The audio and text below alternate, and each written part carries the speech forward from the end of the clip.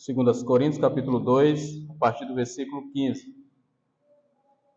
Bom, nós iniciamos há um tempo atrás a exposição dessa carta e estamos seguindo, devagar e sempre, né? Todos os domingos nós prosseguimos um pouco mais.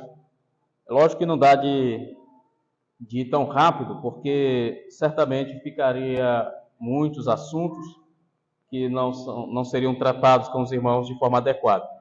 Por isso, peço paciência dos irmãos, vamos sempre nesse mesmo ritmo, tá? Quando necessário fazer uma abordagem de algum assunto mais específico, como eu pretendo fazer mais na frente, lá no versículo 22, o 21 e o 22 especialmente, quando vai dizer, mas aquele que nos confirma convosco em Cristo e nos ungiu é Deus, que também nos selou e nos deu o penhor do Espírito em nosso coração.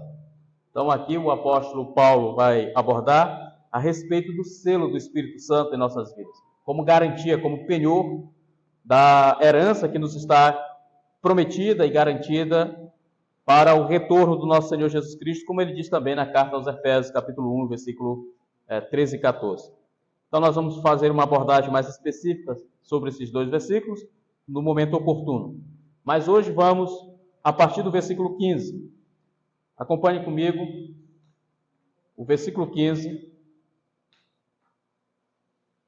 que diz o seguinte: com esta confiança resolvi ir primeiro encontrar-me convosco, para que tivesses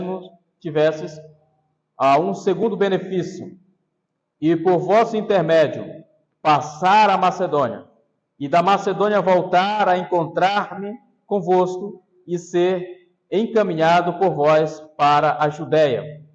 Ora, determinando isso, terei porventura agido com leviandade, ou ao deliberar, acaso delibero segundo a carne, de sorte que haja em mim simultaneamente o sim e o não? Antes, como Deus é fiel, a nossa palavra para convosco não é sim e não. Porque o Filho de Deus, Cristo Jesus, que foi por nosso intermédio anunciado entre vós, isto é, por mim, e Silvano e Timóteo, não foi sim e não, mas sempre nele houve o sim. Vamos, o versículo 20. Porque quanto às promessas de Deus, tantas tem nele o sim, porquanto também por ele é o amém, para a glória de Deus, por nosso intermédio. Muito bem, até aqui o versículo 20. Vamos orar ao nosso Deus. Pai amado e bendito Senhor, graças te damos, ó Pai, porque neste momento a tua palavra foi lida mais uma vez. Na tua presença, ó Pai, a tua igreja está aqui reunida para ouvir aquilo que o Senhor Deus tem a transmitir através das palavras inspiradas pelo Espírito Santo ao teu servo, o apóstolo Paulo, que escreveu à igreja em Corinto, certamente a todas as igrejas na Acaia e por onde essa carta chegou, inclusive até nós. Então, muito obrigado por tudo, nós te agradecemos em nome de Jesus. Amém. Bom, sabemos que a igreja de Corinto era uma igreja problemática, era uma igreja que deu muito trabalho ao apóstolo Paulo. O apóstolo Paulo esteve na cidade de Corinto a primeira vez, depois dele sair da cidade de Atenas, então foi a Corinto, permaneceu lá por quase 2 anos, 1 ano e 8 meses, precisamente, e ali ele iniciou aquela igreja. Por isso ele vai falar aqui no versículo 15, de um primeiro benefício, e depois ele quer que eles também tivessem um segundo benefício. Então, quando nós olhamos para o texto, o apóstolo Paulo está falando, quando ele diz, com esta confiança resolvi ir primeiro encontrar-me convosco para que tivéssemos um segundo benefício. Algumas igrejas, logicamente, não fazem isso baseado nesse texto, mas elas falam de uma segunda bênção, o Espírito Santo que vem sobre a vida delas, e depois elas são renovadas em uma segunda bênção, então o batismo do Espírito Santo, e elas falam em línguas, elas caem, elas pulam. Não tem nada a ver com isso, lógico, só para os irmãos saberem. Então, o segundo benefício que o apóstolo Paulo está falando aqui vamos primeiro entender o primeiro benefício. Qual foi o primeiro benefício que o apóstolo Paulo tem em mente? O apóstolo Paulo tem em mente que quando ele esteve a primeira vez na cidade de Coríntios, aquelas pessoas ouviram a pregação do Evangelho e elas creram. Então, este é o primeiro benefício. Elas creram e foram seladas com o Espírito Santo da promessa. O selo do Espírito Santo da promessa acontece no exato momento em que a pessoa crê no Senhor Jesus. Então, é impossível, irmãos, que uma pessoa venha nascer de novo, seja justificada, renovada em Cristo, se torne uma nova criatura, sem que ela tenha o Espírito Santo. O Espírito Santo é parte ativa na conversão do homem. É o Espírito Santo que inspirou a palavra. É o Espírito Santo que revela a palavra e que nos conduz, os pregadores nos dias atuais, a interpretar corretamente toda a verdade. Dessa forma, meus irmãos, é o Espírito Santo que conduz a palavra. Nós levamos a palavra até o ouvido dos irmãos e o Espírito Santo conduz dos ouvidos ao coração. Essa é uma ilustração do papel do Espírito Santo na obra da pregação, da conversão da pessoa, convencendo ela do seu pecado.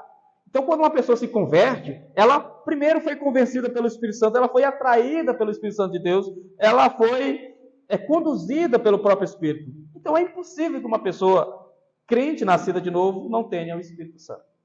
E o Espírito Santo não tem nada a ver, irmãos, com isso que nós observamos aí nas igrejas nos dias atuais.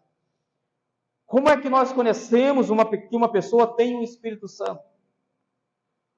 É o mesmo princípio que Paulo vai falar lá em Gálatas, capítulo 5, versículo 19, 20, 21, 22, onde ele vai falar das obras da carne e das obras do Espírito, ou dos frutos do Espírito. Então, pelos frutos se conhece a árvore. Esse é o princípio que Jesus nos ensinou. Então, se você quer saber se uma pessoa realmente é nascida de novo, é convertida, basta olhar os frutos que ela produz.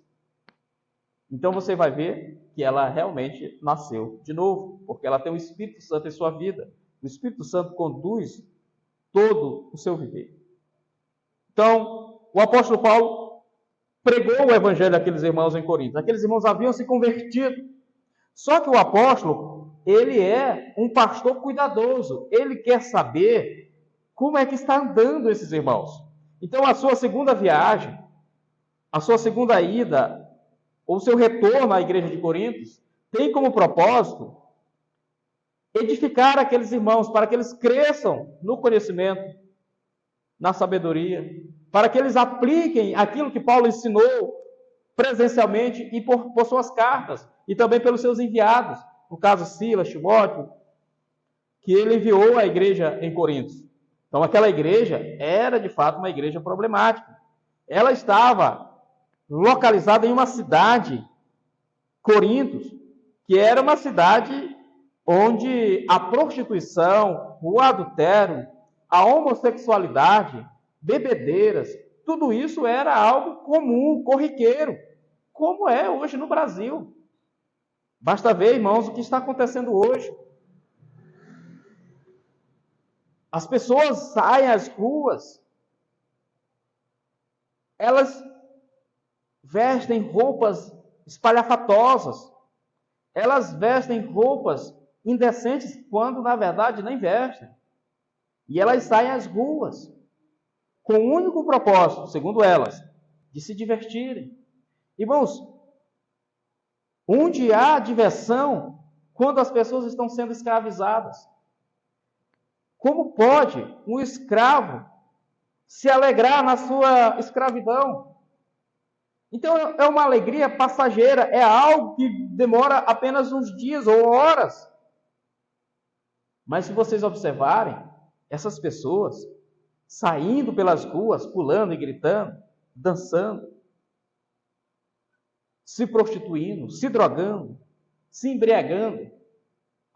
A Bíblia diz, irmãos, Paulo vai dizer isso claramente na carta aos Gálatas, que não herdarão o reino de Deus os que tais coisas praticam.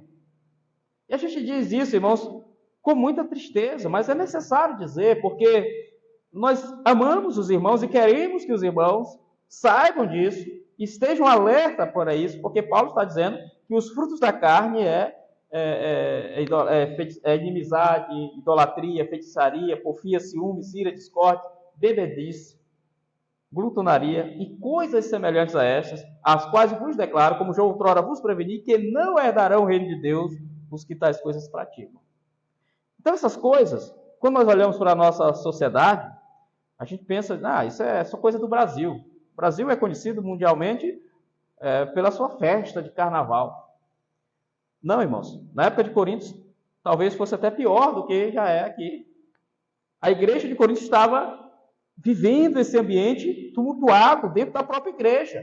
Havia a pessoa lá que estava morando com a sua madrasta, vivendo de forma marital, como a gente diz, né? Casados ou juntos, morando na mesma casa, tendo relacionamento com um filho com a sua madrasta. Era um incesto, é algo tenebroso, a Bíblia proíbe isso. E quando Paulo escreveu essa primeira carta aos Coríntios, esse problema já estava acontecendo. E Paulo diz para aqueles irmãos resolverem aquilo. Expulsar do meio deles aquela pessoa que estava fazendo tudo isso. No entanto, o problema não foi resolvido. Quando Paulo escreve agora essa segunda carta, que na verdade é a quarta, o problema daquele irmão incestuoso, aquele irmão que morava, que convivia como marido e mulher com a sua madrasta, ele ainda estava na igreja de Coríntios, não tinha sido disciplinado, e aquela pessoa ainda levantava oposição contra Paulo. Ele liderava a oposição contra o apóstolo Paulo. Por isso Paulo vai fazer a sua defesa aqui, porque alguns eles acusaram Paulo de estar demorando. Ir até Coríntios. Tá vendo? Este homem não ama a igreja de Coríntios. Este homem diz uma coisa e não cumpre. Ele disse que viria e não veio. A palavra dele é sim, não. Ele não age como Jesus disse, que a nossa palavra deve ser sim, sim, ou não, não. Então eles estavam acusando o apóstolo Paulo aqui de não cumprir com as suas promessas, de não cumprir com a sua palavra. Por isso Paulo escreve esse texto em sua defesa. Então o que Paulo continua dizendo? Então, espero que os irmãos tenham percebido a diferença quando ele diz para que tivesse um segundo benefício. Ou seja, o primeiro benefício é a conversão, aqueles irmãos estavam agora fazendo parte da igreja, mas o apóstolo Paulo queria ter certeza que aqueles irmãos continuariam perseverando na fé, que eles continuariam crescendo na fé, cada dia que passa melhorando mais, porque não é normal, irmãos, uma pessoa convertida, nascida de novo, vindo à igreja, e cada dia que passa ela se torna pior.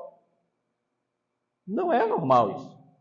O natural é que cresça, que haja crescimento, aprofundamento, que a pessoa melhore cada dia mais, porque ela vai amadurecendo na fé. A gente tem, infelizmente, no nosso meio, pessoas que uma vez vieram, disseram convertidas a Cristo Jesus, participaram por a igreja por um longo período de tempo, mas hoje vivem de forma pior do que uma pessoa que nunca veio à igreja. Vive de forma mundana. Vive seguindo as modas do mundo. Basta ter uma marchinha de carnaval e está lá dentro. Basta ter uma festa de São João, está lá dentro, praticando idolatria, feitiçaria, inimizades, brigas, ciúmes, e todas as coisas que vêm acarretada com esses eventos. Então essa é uma maldição, irmãos, da nossa sociedade, que infelizmente tem pessoas tornando isso normal, achando que isso é normal. Existem inclusive igrejas, nos dias atuais, que elas estão promovendo blocos nas ruas.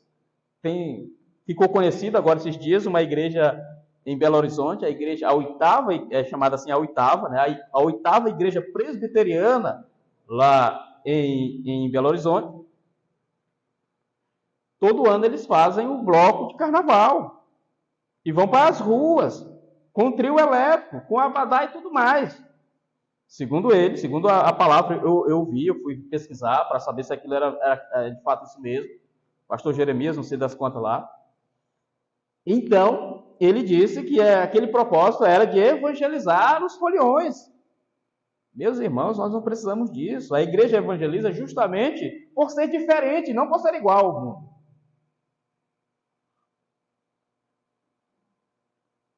Eu estive em uma igreja, já comentei isso aqui aos irmãos, pregando em uma igreja, onde o pastor, no final do culto, me levou todo entusiasmado para me mostrar um salão que tinha atrás da igreja.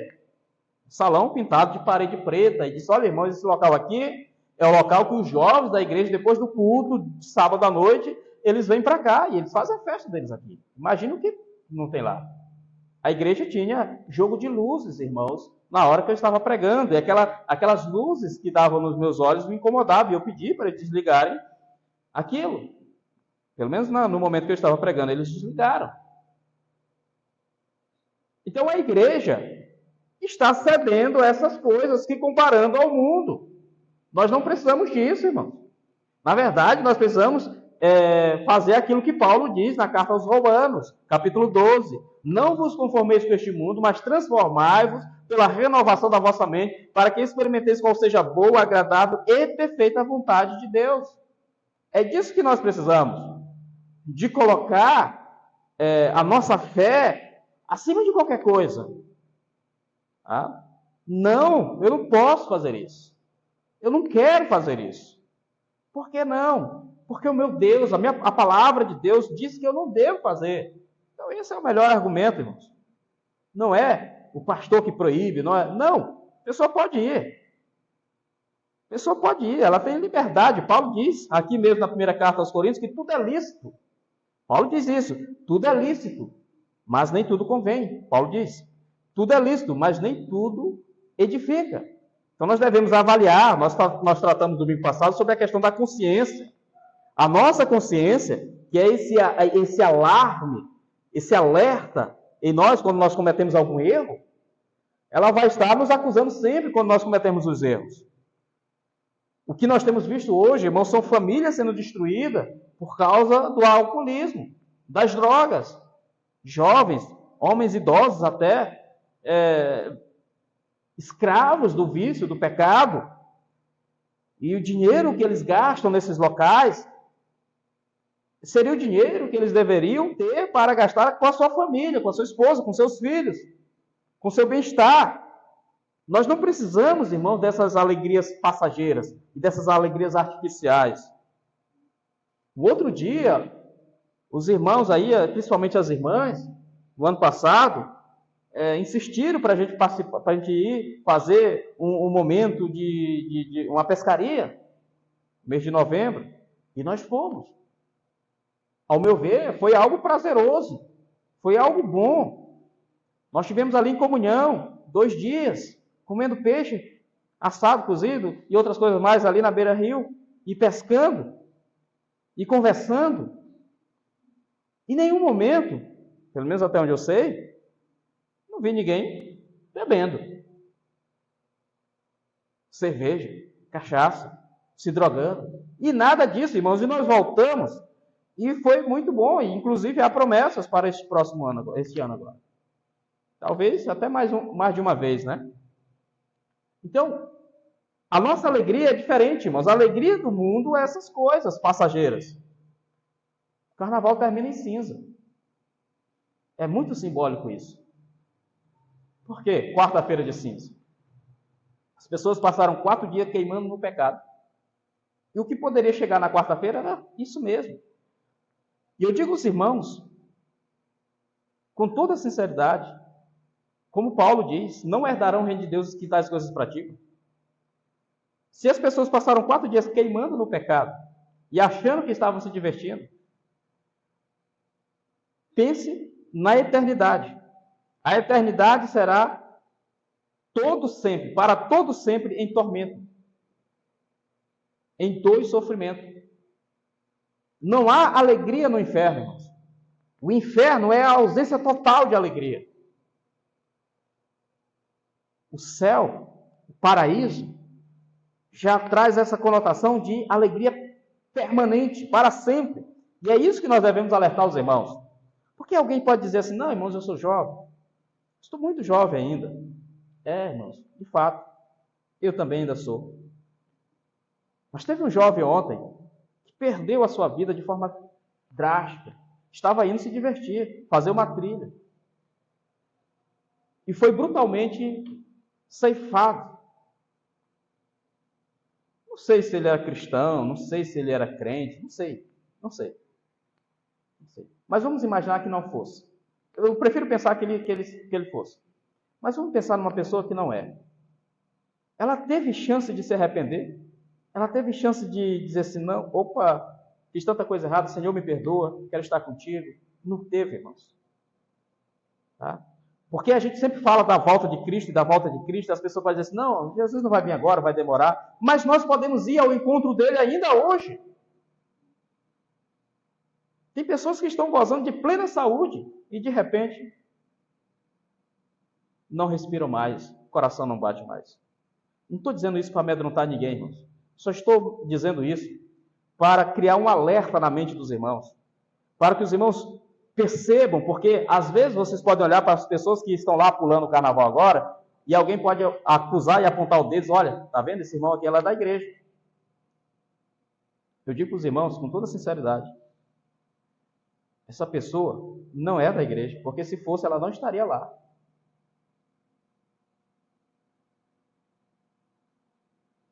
Mas muito bem, vamos prosseguir aqui o versículo 16.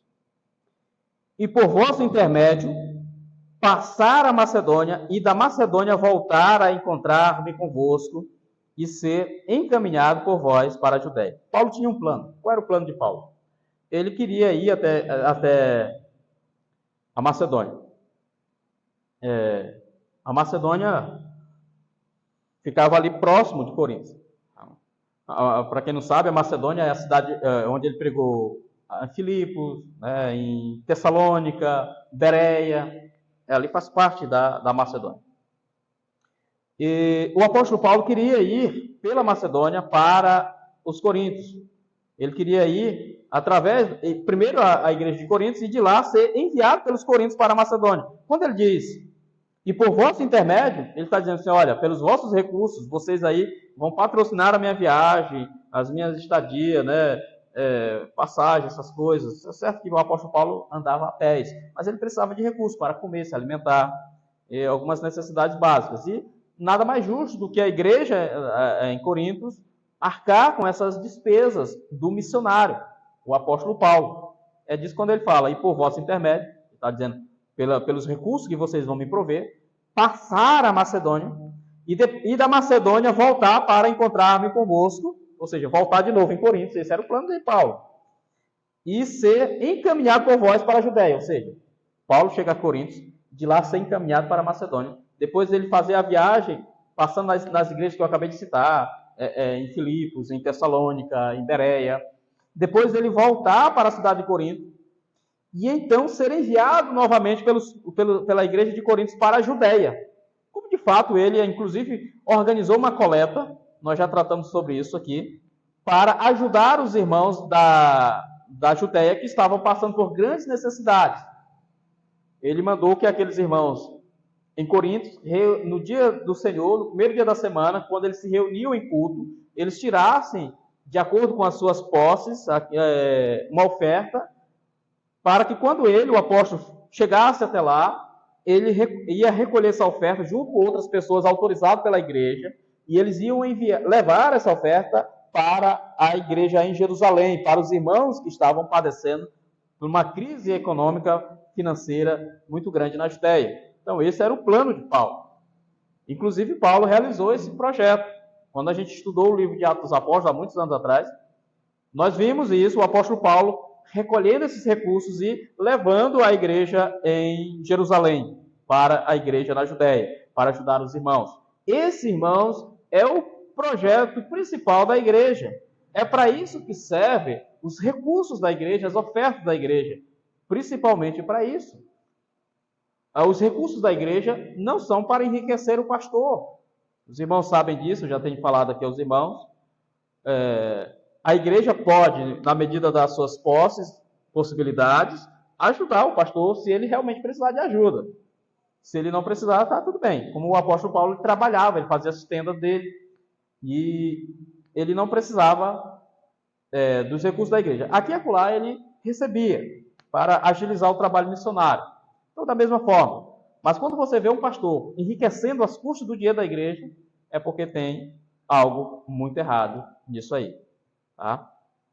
Então, eu tenho falado isso aos irmãos.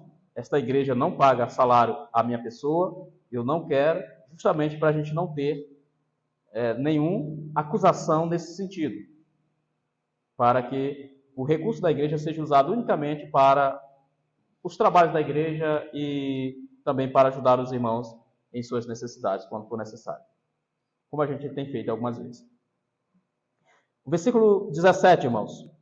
Ora, determinando isto, terei porventura agido com leviandade. Aí Paulo se defende agora. Olha, eu planejei isso. Por planejar dessa forma, eu agi com leviandade? Ou ao deliberar, acaso delibero segundo a carne, de sorte que haja em mim simultaneamente o sim e o não? Ou seja, que eu não tenho palavra, vocês estão dizendo isso, que eu não tenho palavra? Só porque eu disse que eu iria até vocês, de lá vocês iam me enviar a Macedônia, depois eu retornaria para vocês, e de lá vocês me enviariam para a Judéia, e não deu de cumprir essa agenda, Paulo reprogramou a sua agenda, e só por causa disso vocês estão me dizendo agora que eu tenho duas palavras?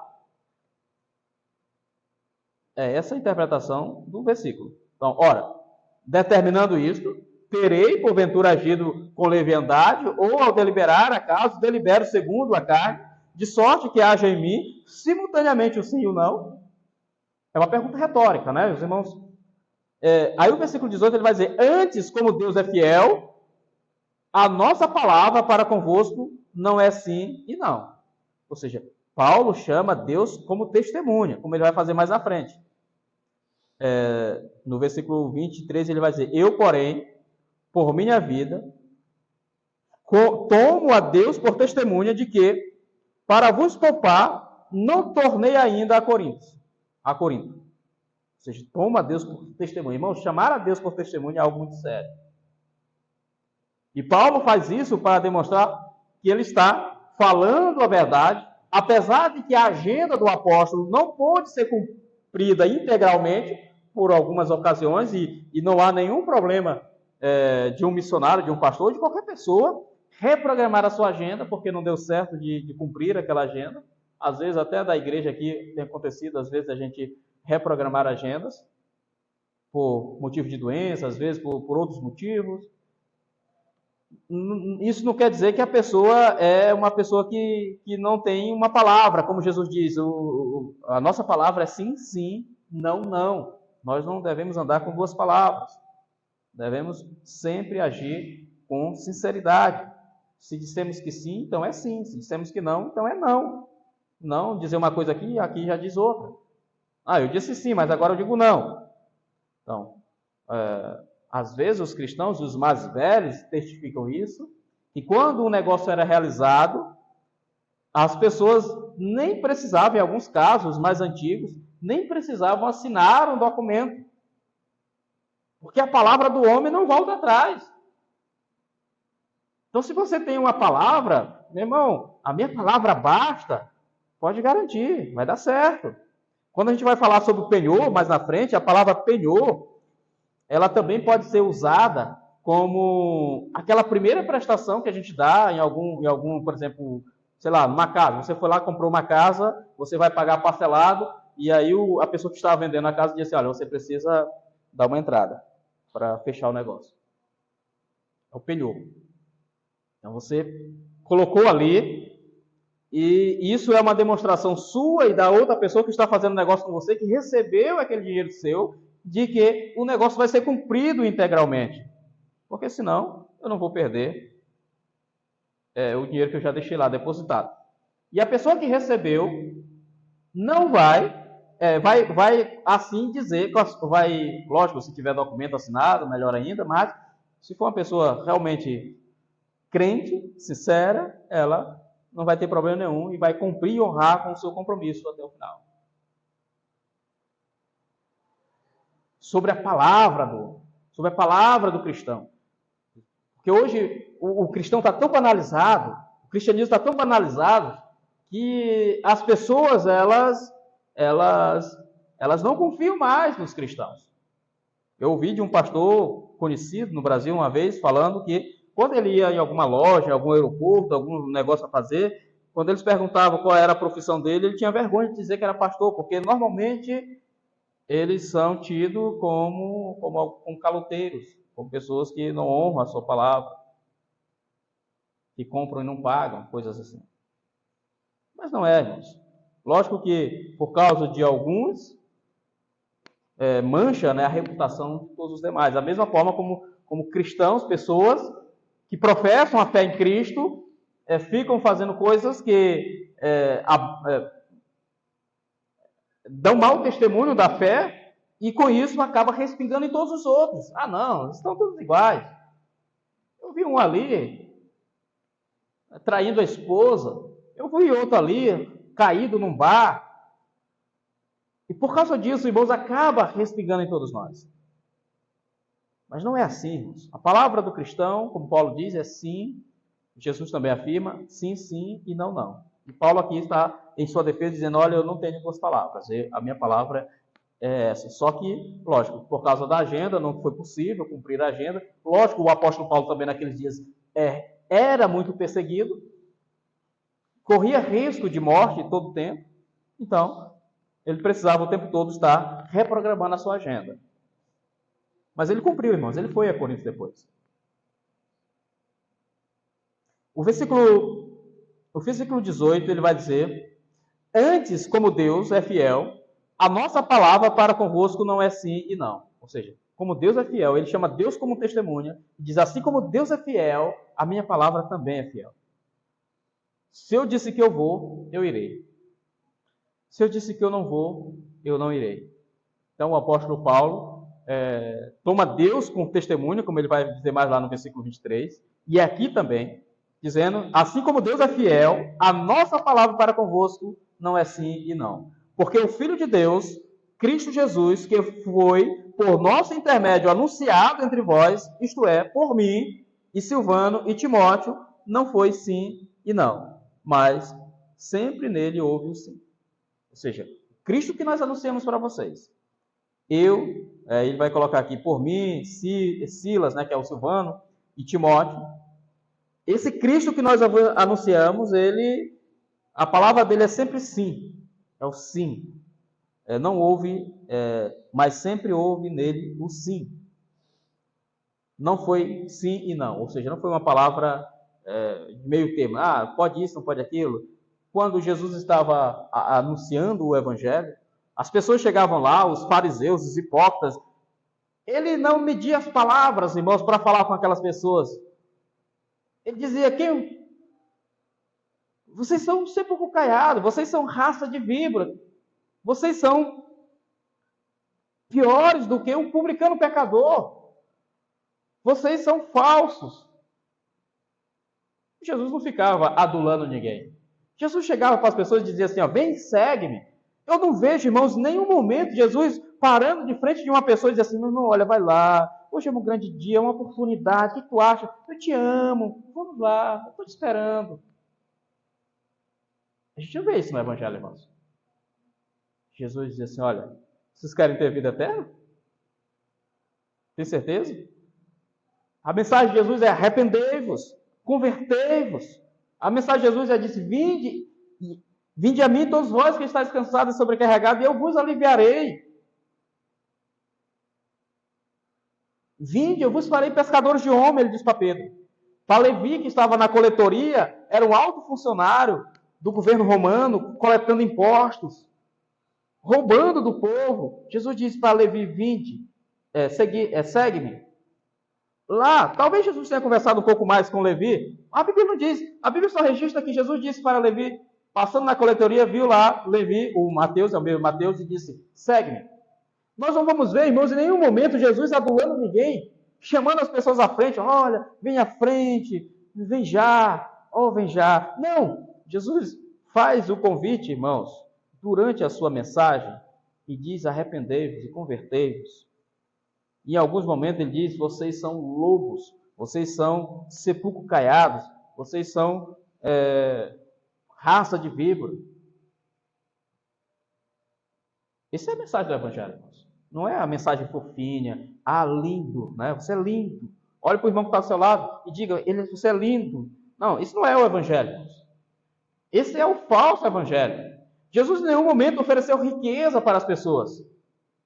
Quem ofereceu riqueza foi Satanás, quando tentando Jesus no deserto e disse para Jesus: olha, está vendo todo esse reino? Tudo é meu. Tudo te darei se tu prostrares e me adorares. Satanás disse isso, não Jesus. Então, promessa de riquezas não foi Jesus que fez. Tá, quando uma pessoa prospera e ganha dinheiro e fica rica, é Deus que concede isso a essa pessoa quando ela trabalha honestamente. Quando ela trabalha honestamente, certamente é Deus fazendo ela prosperar. Mas não foi isso que Jesus prometeu, que a Bíblia promete às pessoas. O que Jesus promete, irmãos, é vida eterna, é salvação, é morar com o Senhor, é uma mente limpa, uma consciência tranquila, de você poder deitar no travesseiro e dormir tranquilo, sabendo que você está servindo a um Deus que tudo pode. Um Deus que faz todas as coisas segundo a sua vontade, segundo o seu querer. Muito bem, então vamos finalizar aqui. Versículo 20. Porque quantas são as promessas de Deus, tantas nele, o sim, tem nele o sim, porquanto também por ele é o amém, para a glória de Deus, por nosso intermédio. Ou seja, Paulo fecha essa parte aqui dizendo: porque quantas são as promessas de Deus. Deus tem tantas promessas, irmãos. E tudo que Deus prometeu, Ele cumpre. Tudo que Deus prometeu no Antigo Testamento a respeito do Messias, sobre a sua primeira vinda, sobre a sua morte, sobre a sua ressurreição, sobre os mínimos detalhes sobre a vida de Jesus, como nós estudamos no Evangelho de Mateus, tudo já estava anunciado, prometido no Antigo Testamento, irmãos, tudo se cumpriu. Se tudo se cumpriu na vida de Jesus, aquilo que séculos atrás Ele revelou aos profetas, é certo, irmãos, dizer que as promessas de Cristo, que Deus promete ainda uma segunda vinda de Jesus para resgatar a sua igreja, para tomar a sua igreja quando ela não mais suportar as tribulações deste mundo, é certo, irmãos, que isso se cumprirá. Deus não falha nas suas promessas. Deus não falha. Se Ele prometeu salvar os eleitos, Ele vai cumprir isso cabalmente, usando a igreja para anunciar o Evangelho, para chamar os eleitos através da pregação do Evangelho. E nós precisamos, irmãos, fazer isso com toda a autoridade, vinda dos céus, do próprio Cristo. E nos diferenciando do mundo, e não nos comparando com o mundo, e não nos assemelhando ao mundo, mas sendo diferente do mundo. Porque essa história de que a física diz, né, que os opostos se atraem. Irmãos, isso pode até ter lógica na física. Mas na vida comum a Deus, isso não se aplica, não. Porque trevas atrai trevas. Pecadores atraem pecadores. Por isso, o salmista vai dizer que bem-aventurado é o homem que não anda no conselho dos ímpios, nem se detém no caminho dos pecadores, antes o seu prazer está na lei do Senhor e na sua lei medita de dia e de noite. Então, nós devemos procurar pessoas, irmãos, que possam nos aproximar de Deus. Se o seu amigo, se a pessoa com quem você anda, ela te afasta de Deus, então se afaste dela. Comece a conviver com pessoas que te aproximam de Deus. Comece a conviver com pessoas que possam agregar coisas na sua vida e coisas de Deus. Eu não estou falando de questão financeira, de nada disso. Estou falando, irmãos, do Evangelho. Estou falando de Cristo, o Senhor. Então, porque quantas são as promessas de Deus? Tantas tem nele o sim. Porquanto também por ele é o amém. Para a glória de Deus, por nosso intermédio, ou seja, através do apóstolo Paulo, de Silas, de Timóteo, a mensagem do Evangelho chegou aos irmãos da igreja em Corinto. E Deus foi glorificado através deles. E Deus deve ser glorificado hoje através de nós, irmãos, através da pregação do Evangelho, através do Evangelho que nós devemos viver em nossas vidas. Amém? Que Deus possa abençoar os irmãos com essas palavras e convido os irmãos para que no próximo domingo estejamos aqui, mais uma vez, para finalizar esse capítulo, o capítulo 1 dessa segunda carta de Paulo aos Coríntios. Vamos orar, irmãos, ao nosso Deus. Amado Pai, bendito Senhor, muito obrigado, Deus, porque a tua igreja se reuniu aqui mais uma vez.